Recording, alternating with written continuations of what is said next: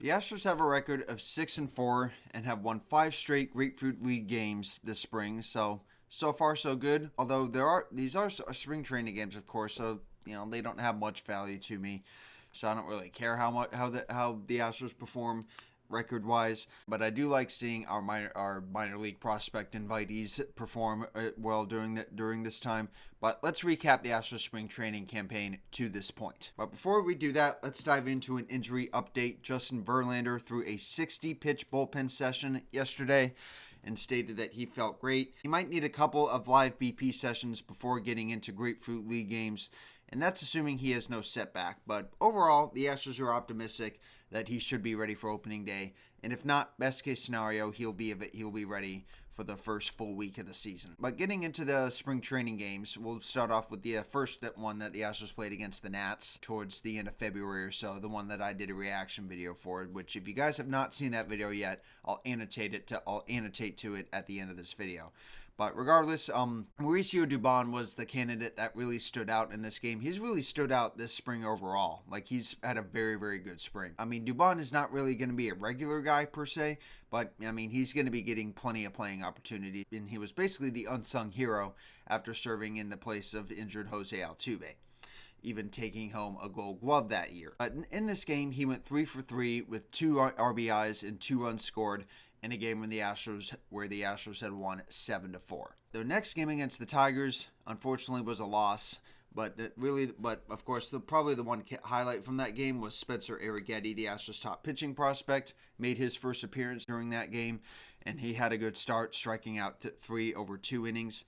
But unfortunately, the Astros were held to just 2 hits offensively, and they took the loss. So next up was another game against the Nats, and Dylan Coleman, who the Astros got from the Royals, made an appearance, and he mightily struggled in that game. I mean, there was a good reason he got sent down in the minors, and I can kind of see why, seeing that he gave up 5 runs while recording only 1 out in his outing in a game where the Astros lost 10-3. So I'm not super concerned about that, but hopefully Dylan Coleman can get his groove together at some point.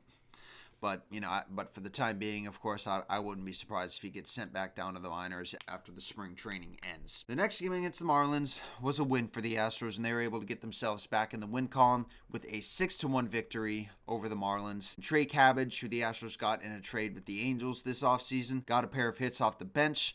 And David Hensley and minor league roster invitee Dixon Machado also got a pair of hits of their own. Next up for their next game against the Mets, Dubon added to his RBI total for the spring with a 2-out RBI in the second inning. One of 2 runs that the Astros would score that inning. And then the shutout to make it a 2-0 game for the Astros at that point. That lead would stay the same until the 9th inning before the Mets got on the board late, but the Astros would hang on for the victory. Next up against the Nats, it was quite a slugfest. The Astros had won 10-8.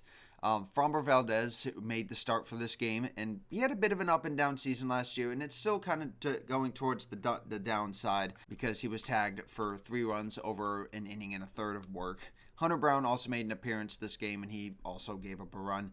But let's jump straight to the 6th inning when the Astros offense came alive. The Astros entered the inning down by just 2, and then Will Wagner, son of Hall of Famer Billy Wagner, for those of you guys who probably might know the name Wagner, he drew in a walk to force in a run to make it a 1-run game at that point. And then Shea Whitcomb followed a 2-run single by Gray Kessinger with a 2-run double to make it 7-4 Astros. And then Jacob Melton and Joey Loperfido would cushion the lead late for the Astros, but the Nats would not go away. So they ended up scoring 4 runs to bid for a comeback, but it fell just short, and the Astros got the victory. The Astros would then continue their offensive rhythm in their next matchup against the Cardinals. Christian Javier got the start. He struck out 3 over 3 innings, so he was looking while walking 2. So overall, very good outing. Most of the regular Astros pitchers, Rafael Montero, Brian Abreu, and also Josh Hader, their new closer, also made appearances in this game, and they all kept the Cardinals off the scoreboard. And then Dubon continued his stellar spring by getting a pair of hits off the bench. Kyle Tucker finally found his timing and got his first home run of the spring. And then Miguel Palma, who the Astros got from the international signings out of Venezuela, clubbed a home run of his own. And then that's basically the highlights of this game. And then last but certainly not least, we have Sunday's game. So yesterday's game against the New York Mets that unfortunately was called in the 6th inning due to rain. But the Astros did end up winning after 5 innings, 5-2 behind Jose Urquidy's solid outing where he threw 3 scoreless innings, allowed 3 hits, and struck out 2. 21 of his 41 pitches were thrown for strikes because, let's be real, Urquidy always throws strikes, regardless of whether you're happy with that or not. But the Astros offensively had home runs by Yonier Diaz and Corey Julks. The Mets did hit a pair of doubles in the 5th inning before the game to get on the scoreboard before the game was eventually called off again due to rain in Port St. Lucia. And you kind of know the deal. Usually they don't play spring training games if they get rained out, or reschedule them rather. That's the word I was looking for. Overall, a good spring for the Astros to this point. Young guys are definitely contributing, and of course the regulars are also getting back into the groove of things. So that's going to do it for this video. As always, guys, thank you so much for watching. And again, I'll be having more videos of these at some point. It's been a while since I've uploaded something for the Astros. I think not since my reaction video I uploaded a week ago. But don't worry, guys. You will be seeing a reaction video for this weekend. In the Astros' next spring training game. I believe it's against the Marlins. I'll have to go and check. I'm not sure.